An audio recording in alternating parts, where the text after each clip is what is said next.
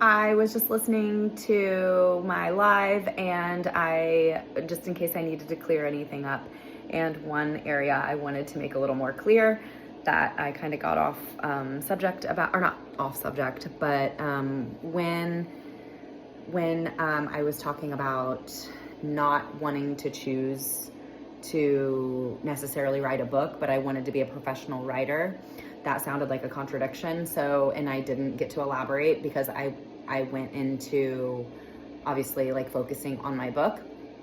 And so I wanted to elaborate on where my mind went in the beginning with, I wouldn't have chosen to write my life story is what I didn't say.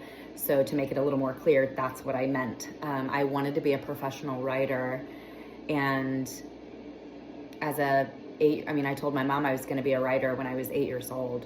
And in my mind, as an 8-year-old, what a writer was writing poetry.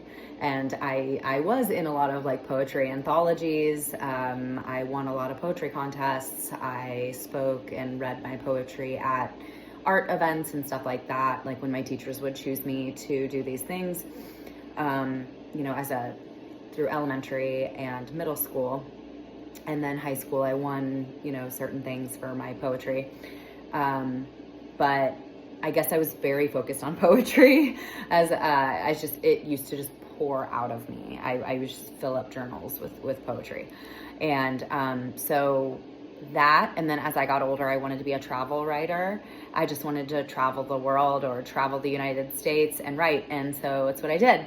But I wanted to write about my experiences and kind of like how-tos in a city, or dating and love life and relationships and mommy world, nanny world, just like things that I can still write about, and I still may, still may write books about one day. But just to clarify on that one thing, just in case people were like, wait, what? You said you wanted to be a professional writer, but then you would have never chosen to write a book. Okay, so this is what that meant. So I would not have ever chosen to sit down for 18 to 35 hours a day, or I don't run on a 24-hour schedule, so not 35 hours a day. That doesn't make any sense, but you know what I mean. I would have never chosen to sit down for 12 to 35 to 42 hours without sleeping, writing my trauma.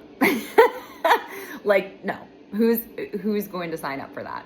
That's not a dream. That was never a dream of mine. That chose me. And so that is the area of being a professional writer that chose me. And so and something else I didn't say that I wanted to say in my life was that one of the most exciting parts about having this book done is it feels like graduating high school. It feels like, okay, I just got like this huge monumental step that I need to get me through just whatever in life, like to get any basic job, like whether you have a GED or a driver's license, well, that too, GED or high school diploma.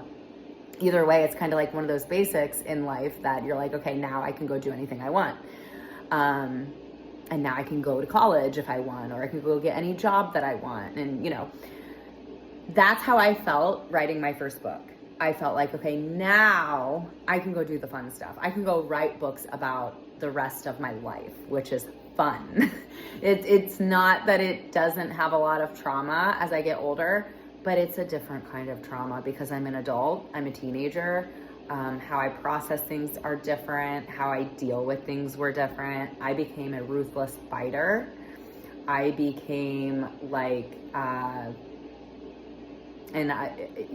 just became extremely resilient, even though the world just kept beating me down. But as a child, I obviously didn't get that way.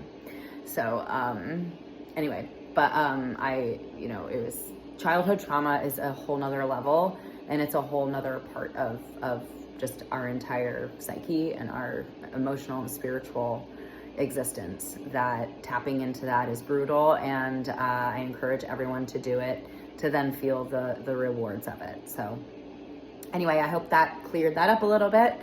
Feel free to always ask any questions and leave comments, and please like and subscribe to CHD Legacy YouTube channel. We will be posting more soon, me and Alex and me and us. Me and Sebastian. All right, bye.